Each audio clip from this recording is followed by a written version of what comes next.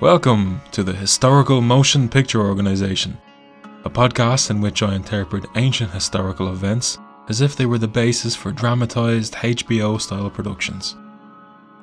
Our first fictional HBO production, The Poison King, will explore the life and times of King Mithridates VI of Pontus in his struggles against the Roman Republic and his attempts to preserve the existence of the waning Hellenistic world.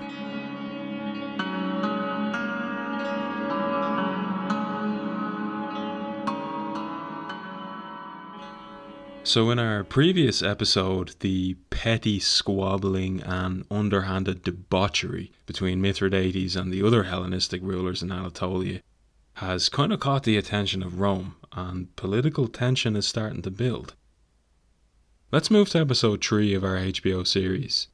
The Cappadocian crisis continues when Ariarathes VIII, the Bithynian puppet, dies of grief. Laodice the Elder, ever the schemer, has a pretender claimed to be Ariarathes VI's third son and rightful heir.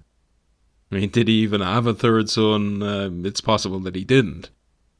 Mithridates must be getting sick of his sister and his nemesis nipping at his heels over Cappadocia. So now we have a kind of pseudo-Ariarathes IX. And this kid is an imposter, put forward by Laodice the Elder, who claims that he's the third son of King Ariarathes VI. He was the monarch who was clipped in the very beginning of all this. He was the guy who got a little bit too independent for Mithridates, so he sent his consigliere Gordius over to clip him and, kick this whole Cappadocian crisis into motion. So this kid is supposed to be the third son of Ariarathes VI. This is the second Ariarathes IX who's claiming the throne. The other one is Mithridates' bastard son. It's just ridiculous. It's absolutely ridiculous. So next we have a great scene where Laodice the Elder appears before the Roman Senate and swears this to be the truth. That, this Ariarathes IX is the legitimate one. He's the third son of the old king. And that he should be in control of Cappadocia. And of course, this suits her agenda pretty well, doesn't it? This means that her and Nicomedes III can take Cappadocia for themselves. Mithridates sends good old Gordius to argue the Pontic side of the case. The Romans, in a kind of attempt to appear fair, order both sides to concede something. Mithridates has to leave Cappadocia altogether, but Nicomedes III must leave Paphlagonia. That's the kind of buffer state in between Pontus and Bithynia. Cappadocia is to choose a new ruler, as the troubles in Anatolia seem to have killed the entire of the last dynasty. But the most important thing to note here is that these troubles have now been brought directly to the Roman Senate. This localized bickering is growing in scale. And I know these dynastic disputes can be tricky to keep track of, but if you take away anything from this mess, this Cappadocian crisis, this power vacuum, let it be this. The Romans are now paying attention to this part of the world, and that's not good. From Mithridates' perspective, that's not a good thing. He doesn't want them paying attention. He wants to be able to further his own agenda without the Romans really noticing. The Romans install a puppet ruler in Cappadocia, Ariobarzanes I, and he's chosen after Rome's decree to end the Pontic-Bithynian dispute over the region. The Romans, with their eternal disdain for kingship, cannot understand why the Cappadocians actually want another monarch. But in the Hellenistic Near East, kings are king, and they're seen as the mark of legitimate statehood. So Sulla, and remember we mentioned this guy last episode, Sulla was a one-time protege and now mortal enemy of Marius, who Mithridates had that very fateful meeting with recently. And Sulla is on his way to fight some pirates in Cilicia, which is in southern Turkey. And he makes a little detour to Cappadocia. He personally crowns Ariobarzanes, kind of putting the Roman stamp on the whole thing. And this really scuppers Mithridates' plans to have Cappadocia kind of clandestinely brought back into his orbit. And during the crowning, Sulla allegedly makes a speech where he warns the minor kings of Anatolia to cease their land grabbing. I can kind of imagine a scene wherein Sulla, on what's supposed to be a diplomatic mission to kind of install a friendly government, goes off on this venomous rant in front of a crowd about petty Eastern despots. An excerpt from Empire of the Black Sea explains the Roman attitude to kingship, which was so prevalent across the Near East and beyond at this time. Quote, "The traditional Roman antipathy towards kingship was also a factor in steering up Eastern attitudes against them. They had abolished their kingship by the 5th century BC and had a strong distaste for the institution. Perseus, the last king of Macedonia, felt that Roman policy was to eliminate all kings one by one, that kingship was a respected institution, and indeed a desired form of government, was almost incomprehensible to the Romans. The actions of the Cappadocians can be seen as proof. They demanded that their kingship be restored when the Romans abolished it, feeling that to be deprived of a king was an insult. Yet the Romans could hardly understand why anyone would prefer to be governed by a king." End quote. This is yet another example of the yawning dichotomy between the Romans and the Hellenistic states of the Near East.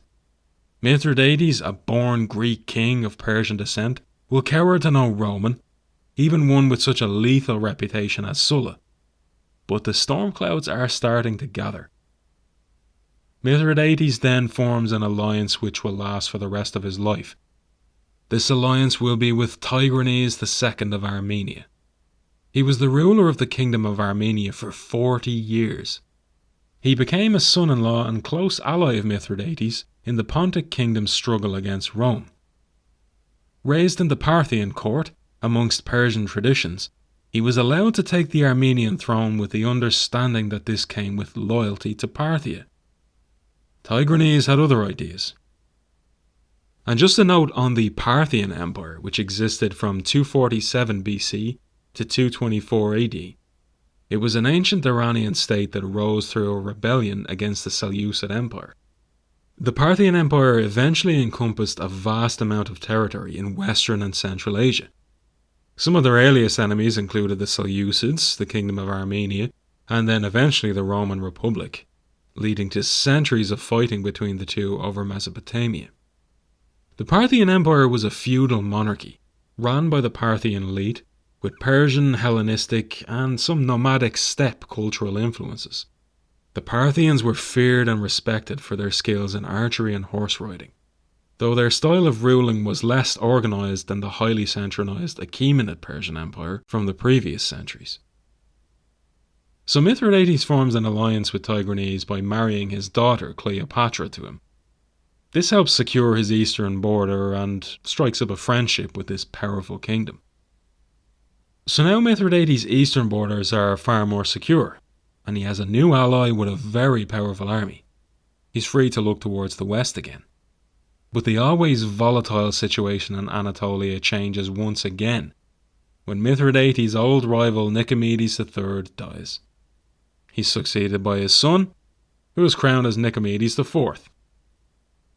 Nicomedes IV is categorized in the sources as a weak-willed despot, controlled by the Romans. So one of Mithridates' first, kind of major rivals is dead. He's out of the picture. And as much as the idea of Mithridates running a sword through his old nemesis could be very narratively and visually satisfying, this way of ending their rivalous dynamic is much more grounded. Mithridates doesn't get his moment of satisfaction. Old Nicomedes III simply dies. His son and successor is not a pleasant character, however, and Mithridates sends an assassin named Alexander to kill him, but the attempt doesn't succeed. There's another character that's worth mentioning here too, Socrates Chrestus. He was the half-brother of Nicomedes IV. He had popular support from the Bithynian people, and Mithridates decides to arm him to help him take the crown. So the attempt on Nicomedes IV doesn't succeed, but Mithridates isn't going to stop there, and he supports Socrates Chrestus in his claim to take the crown. The Bithynian people seem generally more supportive of Socrates, but when Socrates gets to the Bithynian capital, Nicomedia, Nicomedes simply barricades himself inside his castle and a kind of a stalemate ensues. The Romans are sick and tired of this carry-on. From their point of view, Mithridates and his expansionist policies are the cause of a lot of this trouble. Mithridates has been told to leave Bithynia alone. It's a client state of Rome, and now he's actively intervening against its new leadership. In addition to this bullshit that's going on in the East, the Romans are experiencing yet another major conflict, the Social War. The Social War lasted from 91 to 87 BC. It was a conflict between the Romans and the other Italic peoples in the Italian peninsula. The non-Romans wanted to be classified as full Roman citizens, with all the rights and prestige and privileges that come along with that label. Some Romans opposed this demand and a savage 4-year war began. Towards the end of the conflict, a series of laws promised citizenship to anyone who would surrender, leading to the complete Romanization of Italy. And after this period, the term Roman usually refers to all inhabitants of the Italian peninsula, not just the Romans themselves. So while the Romans are dealing with this really convulsive civil war back home, they're acutely aware that yet again there's trouble in the east. Bithynia and Cappadocia were supposed to be passive client states, but they aren't. They're in constant upheaval. Why? Because Mithridates will just not stop trying to absorb them. So finally, after years of half-hearted responses, the Romans are actually going to act in Anatolia. They send a commander named Manius Aquilius to restore Nicomedes to power, end the civil war, and impose order on the troublesome lands of Asia Minor. Aquilius was a follower of Marius, and was also a war hero of the famous Battle of Aquae Sextae, which saw the utter defeat of the Germanic tribes threatening to invade Italy. Aquilius was an extremely greedy general, whose father of the same name was despised by the peoples of Anatolia. The older Aquilius plundered the land and destroyed the Sun citizens with poison. The Sun citizens were an Anatolian revolt against Roman rule when Mithridates was still a child. The younger Aquilius, now sent to restore order in Bithynia and Cappadocia, hopes to follow in his father's footsteps and bleed the region dry in taxes, bribes, and extortion. Mithridates is forced onto the back pedal here though. He's not ready for full-on war against Rome. And now Aquilius is moving towards Anatolia with a legion of Roman troops. But a bolt from beyond the blue alters the situation once again. Socrates' Crestus suddenly dies. Mithridates recalls the Pontic forces that he'd given him to take over Bithynia. This allows Nicomedes to simply slither back into power. And just like that, this potential civil war in Bithynia just ends.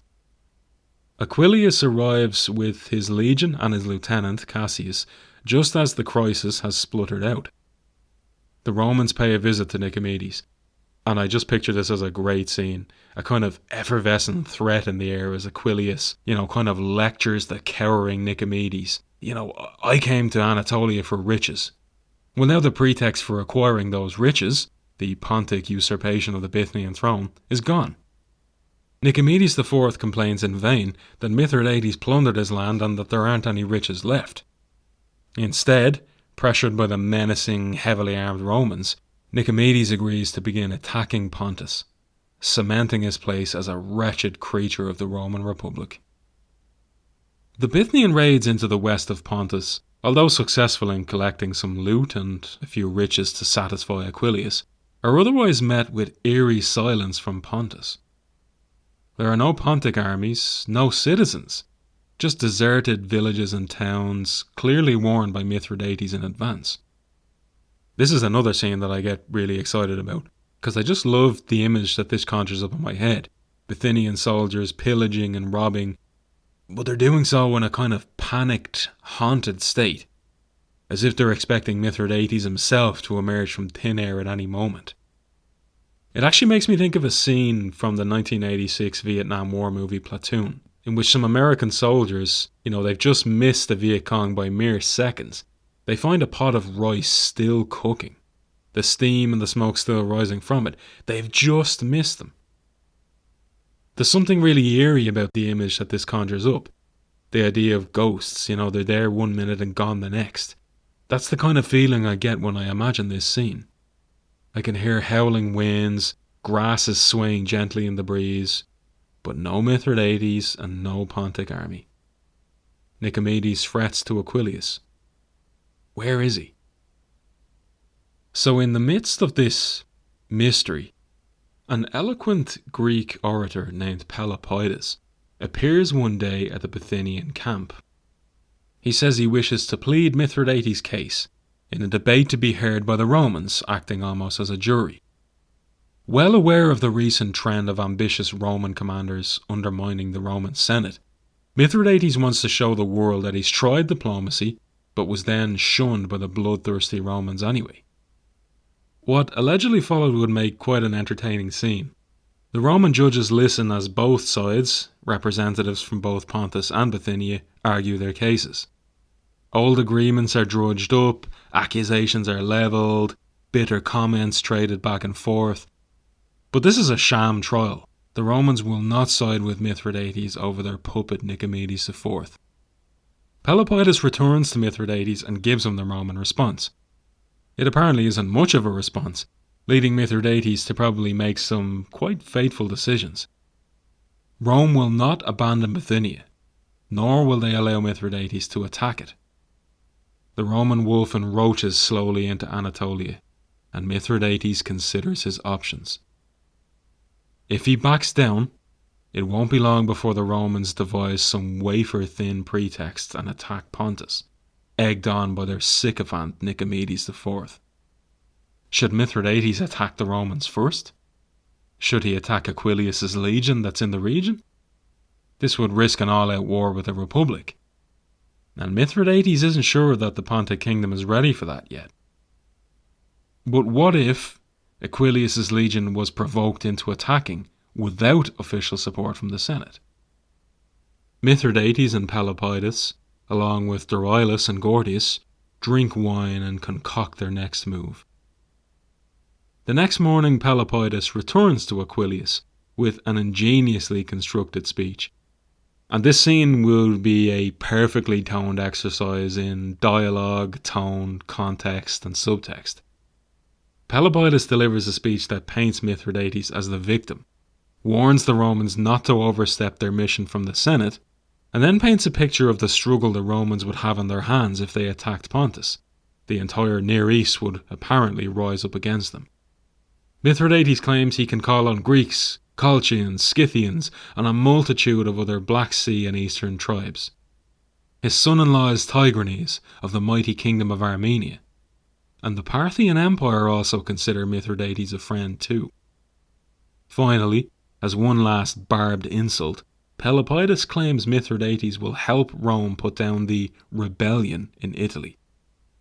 At this point, after we've been cutting to and from Pelopidas to Aquilius, we'll have Aquilius absolutely explode. Who in the name of Mars is Mithridates to threaten and insult Rome? You offer to help us put down a rebellion in Italy. You say the entire East will rise against us under your banner. Pelopidas is allegedly escorted back to the border by Roman soldiers to prevent him inciting rebellion in Bithynia as he travels back to the Pontic border. Aquilius is so enraged that he doesn't even contact the Senate. He immediately prepares to invade Pontus and teach Mithridates a lesson. So the combined Roman-Bithynian force that's now going to attack Pontus is actually quite big. The first force, which is led by Aquilius and contains about 40,000 troops, will attack the south of Pontus. Cassius, a lieutenant of Aquilius, will take another 40,000 troops and advance over the Bithynian-Galatian frontier, while Oppius, another Roman leader and subordinate of Aquilius, will take another 40,000 troops and invade Cappadocia to the south of Pontus. Nicomedes IV is expected to lead the invasion of Pontus itself with 56,000 Bithynian troops. It'll be a vast multi-pronged invasion. Mithridates has to be ready for a serious fight. The Romans are finally coming to Pontus, although in an unofficial, unsanctioned manner, and the Bithynians are going to do most of the actual invading. You might think it's unusual for a Roman legion not to be leading the charge, but keep in mind this little adventure has not been given the go-ahead by the Senate. The Romans are more providing support and rearguard action. Mithridates is well prepared to meet this threat. We're told he assembles 250,000 men.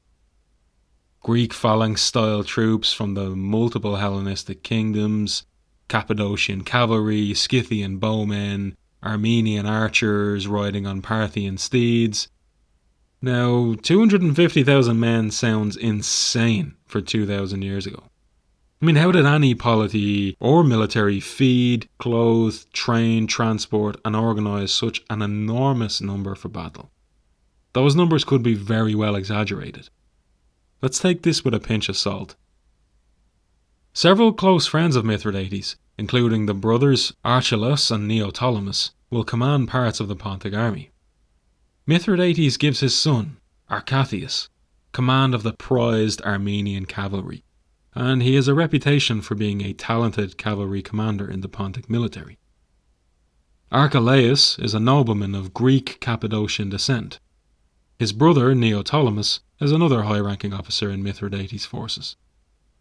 Although Mithridates allegedly has 250,000 troops, and whether that's true or not we don't know, he only brings a part of the army, and he is outnumbered by the Roman Bithynian forces. But he plans to use a tactic from the time of Alexander the Great, basically banking on the Romans having forgotten about it over the centuries. Mithridates wants to use the chariot to turn the tide of this battle. Chariots are essentially carriages, drawn by a pair of horses and manned by a driver and an archer. The wheels boast rotating sickle-shaped blades projecting from the axles, and Mithridates is going to use these to devastating effect. This battle is kind of a big deal for our HBO series. Each showdown we've had has been getting a little bit bigger in scale. I mean, earlier in the story we had Mithridates' coup d'etat to take over Pontus. Then we had the Battle of Cappadocia. The scale and scope of our military encounters are going to balloon. Let's hope HBO has a big enough budget at their disposal. From the perspective of how this battle will look on our TV screens, we'll have plenty of overhead drone shots to illustrate the vast numbers involved and get a sense of the positions and movements. And then we'll contrast that with a cocktail of handheld first-person perspective frames. Dolly tracking shots that drift through the carnage, almost as if the viewer is the spirit of a newly butchered soldier. The Battle of the River Amnias begins. As the first skirmishes get underway, Mithridates' son Arcathius almost gets himself into trouble when he smashes into the Bithynian infantry with his Armenian cavalry, until Neoptolemus' phalanx engages the startled invaders. Then, when the Pontic forces have sort of bunched and corralled the Bithynians into a tight group, this is when they unleash their secret weapon. The following excerpt from The Poison King does a wonderful job of painting this blood-splattered picture. Quote, "They say the scythed chariots, ravenous for slaughter, sheared off limbs so suddenly that legs and arms fell writhing on the ground before a man even felt any pain. In the ardour of battle, one soldier continued to fight, not realizing that his left arm and shield had been carried off in the wheel.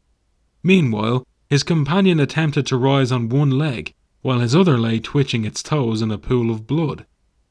Nicomedes' soldiers were aghast to see their mangled comrades sliced in two and still breathing.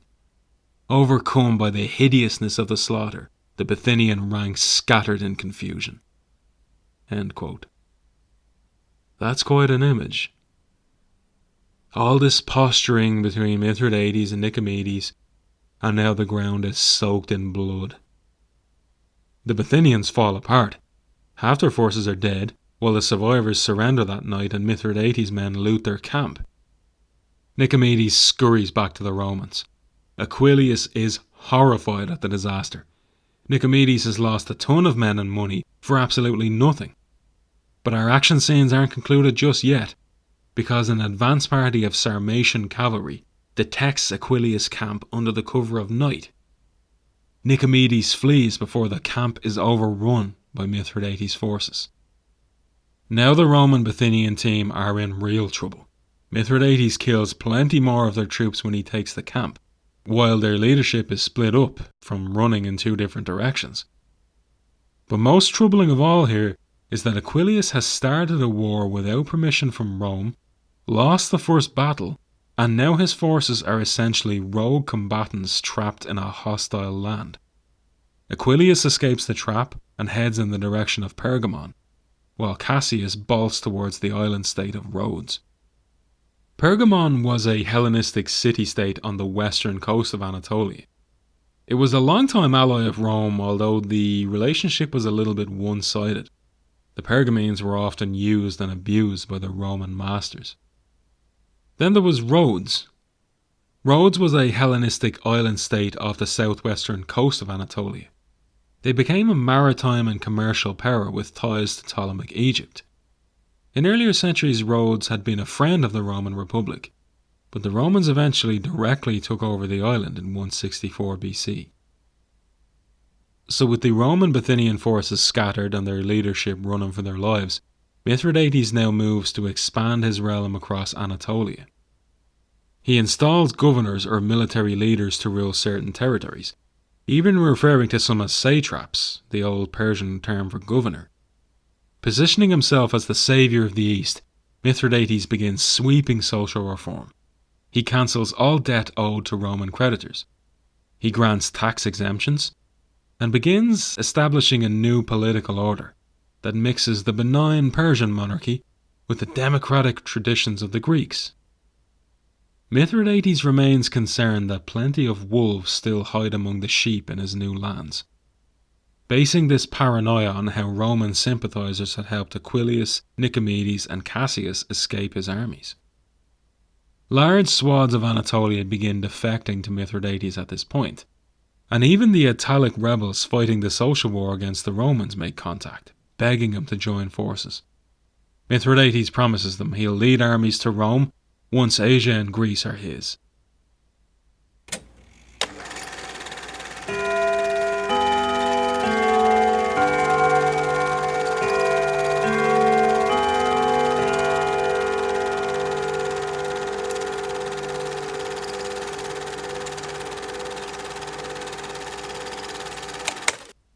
Historians since have just been blown away by the scale and pace of Mithridates' successes. In just a few years, his minor kingdom on the edge of the civilized world has expanded into an empire and positioned itself as a leading Hellenistic state that could offer an alternative to Roman rule. Anti-Roman sentiment had been felt across Greece and the Hellenistic world since long before Mithridates' birth. Mithridates leans into his role as the salvation in earnest. All over the East, the people rejoice at the coming of this saviour king. In the great outdoor theatre of Pergamon, Mithridates, dressed in his finest white and purple Persian garments and his Hellenistic diadem on his head, begins his speech. Adrian Mayer, in The Poisoned King, states, quote, "It is an accurate summary of Mithridates' programme, his foreign policy, and his rationale for war with Rome. It offers the best insights we can have into Mithridates' vision of himself as the inheritor and unifier of Greek and Persian cultures, the ideal alternative to Rome, and it explains his compelling appeal to so many diverse groups outside of Rome." End quote. But behind closed doors, Mithridates' paranoia about Roman fifth columnists in his new lands drives him to commit his next acts. Where are the enemy leadership? Nicomedes is hurrying to Pergamon, trying to catch up with Aquilius, who was now already travelling to Rhodes to link up with Cassius and get the hell out of Dodge. And back in Rome itself, what reaction did the news of the chaos and the defeat in Anatolia elicit? I mean, this was an unauthorized attack, and it was a defeat by a group of Anatolians under some wannabe Alexander the Great, who's also a despotic minor king. It also saw the flight of 3 Roman generals, and was a loss of possession and of honour. The Roman Senate moves to officially declare war on Mithridates now. This is a watermark moment in our HBO show. The mortal Roman rivals Marius and Sulla, having both achieved greatness in the ongoing social war, now compete for the posting to take an army to Anatolia and restore Roman honour. Sulla gets the job, but it's a difficult situation. Italy is in open revolt as the civil convulsions of the social war continue. Roman armies are already engaged on multiple fronts, and the Roman economy is stretched thin with little money to spare for yet another war. To top it all off, the supporters of Sulla and Marius are now openly coming to blows, attacking each other in the streets. Rome is in chaos. Mithridates timed all this pretty well, didn't he? Rome is distracted and divided. A united response will not be forthcoming just yet. Mithridates has time to accomplish some other pressing objectives. Firstly, the capture of the strategic island state of Rhodes. But before that, Mithridates receives some wonderful news. Aquilius, the greedy Roman pig, has been captured by partisans at the city of Mytilene. Strapped up onto a donkey, Aquilius is paraded through Anatolia on his way to Mithridates, forced to repeat his crimes and his name to all of the people he passes. Romans living in these parts keep a low profile at this time, as any mention of the name of Aquilius enraged anyone within living memory. His exorbitant taxes had impoverished the area, and his brutal methods of suppressing the Sun Citizens' Rebellion had left long-term anti-Roman sentiments stewing in the region. Aquilius Jr. had proven to be a chip off the old block, blackmailing Mithridates' mother, Queen Laodice, during her reign, and ordering Nicomedes IV to attack Pontus out of pure greed. What must have been going through Aquilius' mind as he sat tied up on that donkey? He couldn't have imagined what awaited him in Pergamon. The following scene is quite similar to a Game of Thrones scene, where Khal Drogo pours molten gold onto the head of Viserys. It's a motif that pops up sometimes in ancient history, and just like in Game of Thrones, it's going to be an immensely satisfying one for our viewers too. I will defer to Adrienne Mayer to paint this picture in an excerpt from page 169 of The Poison King. Quote, "The king, Mithridates, revelled in his victories and devised a public punishment for Aquilius. The Roman deserved to die for invading Pontus and preying on Anatolia. The king's heralds summoned the populace to the theatre of Dionysus, where Mithridates had recently delivered his speech declaring war on Rome. The crowd watches as a super hot bonfire is stoked in the centre of the theatre. Next, a giant figure well known in Pergamon, a freakishly tall soldier called Bastarna, riding a huge horse at a stately pace around the fire dragging a long chain. At the end of the chain stumbles Aquilius. Suspense builds, and a dramatic recitation of the prisoner's crimes incites the audience. Next, with exaggerated ceremony, heaps of gold coins from Mithridates' treasury are trundled out. The glittering coins ring out as men laboriously tip them into a large stone crucible suspended over the fire. Within a few minutes, the coins are melted down. A glimmer of what is in store begins to dawn on the crowd and Aquilius. Then his captors force his jaws open and pour the molten gold down the greedy Roman's throat. A diabolical last meal for a glutton of gold." End quote. Mithridates isn't playing. His hatred of the Romans and all they stand for will only intensify. The gauntlet has been thrown down. But this is just one Roman. What about all the others? The tens of thousands that are spread across Anatolia. A large number had fled from Inner Anatolia towards cities located on the western coast, essentially collecting themselves up into congregated pockets. I now present to the viewers what will be the climax of Act 1 and the conclusion of the third episode of our HBO series. This is an event that resonates like an earthquake and bookmarks the kind of end of the beginning of our tale. This event, which takes place in 88 BC, will come to be known as the Asiatic Vespers. 2,000 years later, it remains an infamous occurrence in which Mithridates orchestrates the premeditated murder of approximately 80,000 Roman men, women and children across Anatolia. 80,000 sounds like an insane number, but historians for the most part tend to see it as an accurate figure. Even if we halve it, that's still 40,000 Romans butchered in the space of probably just a few days. Ordinary everyday people are spurred on by Mithridates' revolution, and they probably needed little convincing, given how the rapacious policies of Rome were so widely detested. a lot of people were willingly complicit in Mithridates' plot to exterminate an entire group of people. By converging in coastal cities, the fugitive Romans ironically became an easier target, allowing Mithridates to wipe out large numbers in one go. All across his newly won realm, Romans and italics are hunted down and massacred. Long-simmering resentment of Roman taxation, occupation and enslavement explodes. And while the Romans had been admired earlier in their history for their battle prowess, courage and their virtue, they were now seen as greedy, cold, arrogant and aggressive. We are told tales of Romans fleeing the violence, seeking sanctuary in temples, supposedly sacred and inviolable places, only to be hacked to pieces anyway as they cowered around the statues of the gods. This is an event of enormous importance in our HBO series. I'm drawing inspiration here from how Game of Thrones portrayed the Red Wedding, with a kind of mournful, sickening tone of these scenes. It will be a hideous collage of butchery and murder. The faint echoes of screams will melt into our score, which I hear is a kind of stark, stripped-back piano track. Make no mistake about it, this sequence is going to be controversial. There's going to be uproar on the internet in the hours after it airs. We're making a choice not to hold back on anything.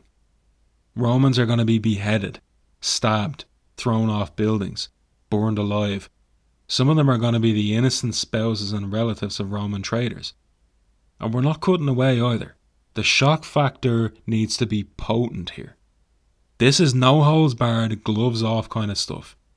It is the total absolute butchery of an entire group of people, planned and ordered by the protagonist of this show.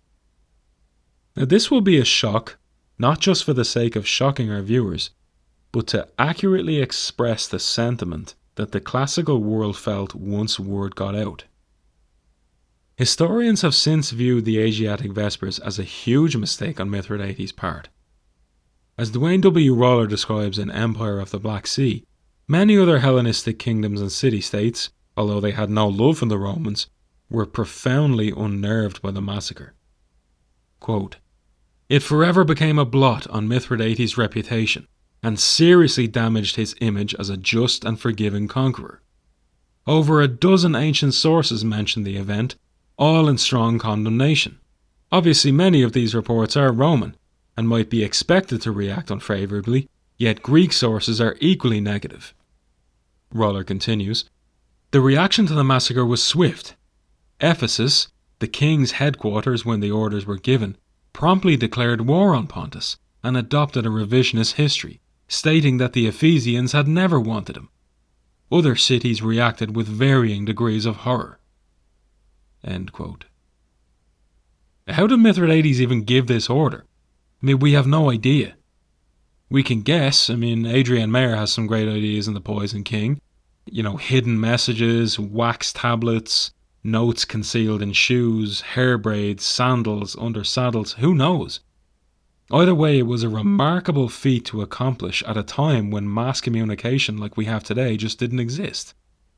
His satraps and lieutenants were all given word, 30 days in advance, and carried out their orders to the letter.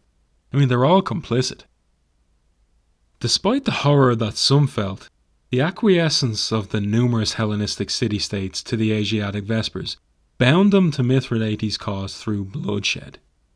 Complicity in this horrific conspiracy cut off any other options of Hellenistic Asia Minor. They're all tied to the same cause now, and that cause needs to keep moving further west before a proper Roman response arrives.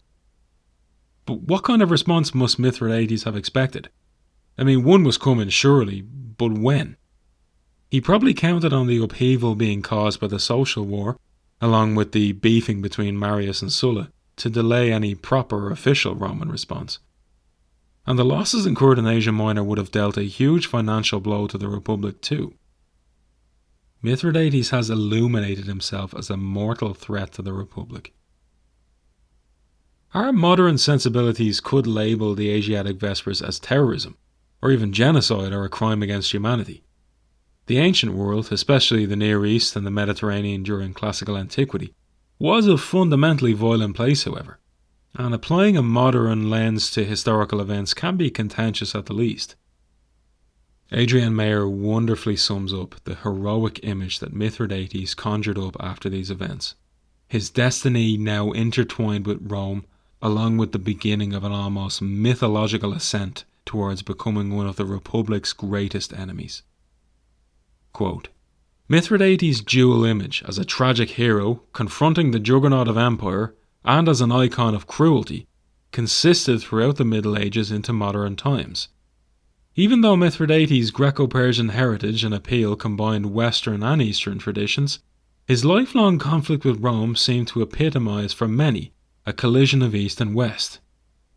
For the Romans, Mithridates' Greekness made him culturally superior, but his Persian Anatolian heritage made him an inferior barbarian. Cicero, who lived through the Mithridatic Wars, demonstrates the Roman ambivalence towards the man who perpetrated the miserable and inhuman massacre of all Roman citizens in so many cities at one and the same moment, with the intention of erasing all memory of the Roman name and every trace of its empire. Unquote. Mithridates' dual ancestry positioned him as the ideal figurehead of the struggle for Eastern freedom against Roman enslavement. Adrian Mayer describes how Mithridates' Persian ancestry played as big of a role as his Greek did. Quote, Herodotus, Xenophon, Strabo, and other Greek historians describe the Persians' dualistic worldview in which light and truth, Arta, eternally battle the evil forces of darkness and lies, Druj. Dishonesty was reprehensible. Debt was a morally deplorable condition, because indebted people were susceptible to deceit and enslavement. Debtors and slaves were unable to exercise free will, unable to choose to struggle against darkness. These beliefs explain why the hatred of Romans was so profound in the Persian-influenced province of Asia. Under Rome's rapacious and corrupt taxation policies, moneylenders charged exorbitant interest rates and confiscated all of an indebted man's possessions when he defaulted. Then he was enslaved and sold to Roman masters. Roman taxes plunged entire cities into overwhelming debt, forcing them to sell artworks and other treasures, their land and their own people. Even the wealthiest kings succumbed to bankruptcy and blackmail. To oppose the Romans was to fight on the side of truth and light. End quote. It is around this time that Mithridates comes into possession of a very rare talisman-natured artifact. During the Asiatic Vespers, the island of Kos handed over some Ptolemaic treasures to Mithridates. They had been stored there for safekeeping by Queen Cleopatra III during a past political crisis. Among these treasures is a cloak, said to have belonged to Alexander the Great himself. To have such an irreplaceable piece of history delivered to him, its illustrious power clear for all to understand, must have confirmed in Mithridates' mind that he was destined for greatness. He would carry the mantle of Alexander as the next great conqueror. He would free the Greco-Persian world from annihilation by Rome. Let me set our last scene. Mithridates has the Ptolemaic treasures brought to his new headquarters, a lavish palace complex in the western coast city of Pergamon. Rumours had swirled for some time about its contents since its departure from the island of Kos. Mithridates dismisses all in attendance and stares at the unopened gold-lined boxes. Behind him is a balcony that allows him a wide, uninterrupted view of the Aegean, beyond which lies Greece and the West. The sunset is a dazzling kaleidoscope of pink and orange, and the sapphire-coloured waves slowly heave in the distance.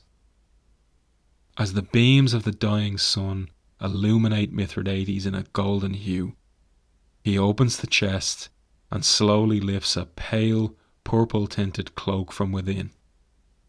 His eyes whirl in intensity becoming teary with emotion as he stares down at the cloak that Alexander the Great himself once wore as he conquered the world.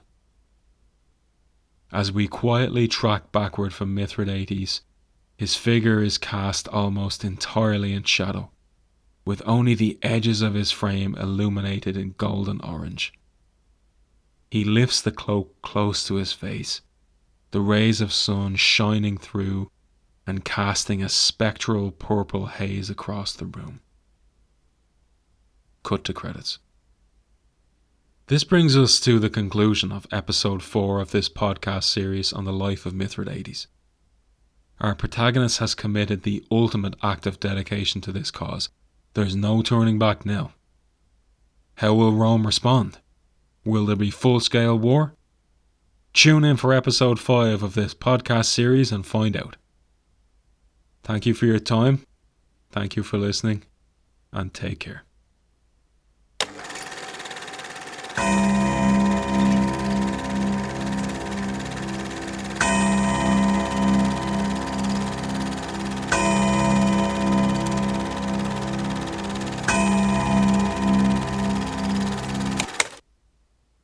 To subscribe to this podcast, just search for the Historical Motion Picture Organization on whatever platform you use, and hopefully you'll find me there. If you want to follow the podcast on social media, you can find me on Twitter by searching @HMPO Podcast, or on Instagram with the handle HMPO_podcast. You can find the show on YouTube by searching HMPO Podcast, and you can contact me directly by email at hmpo.podcast@gmail.com. Growing a podcast from humble beginnings is a very difficult thing to do, so if you can support the HMPO in any way, it would mean a lot to me. You can do this by following me on social media, you can share the podcast with even one other person, and you can subscribe to me and give me a good rating on whatever platform you listen on. I will really appreciate it. So thank you for listening, thank you for your support, and I hope you'll join me again soon in the ancient past.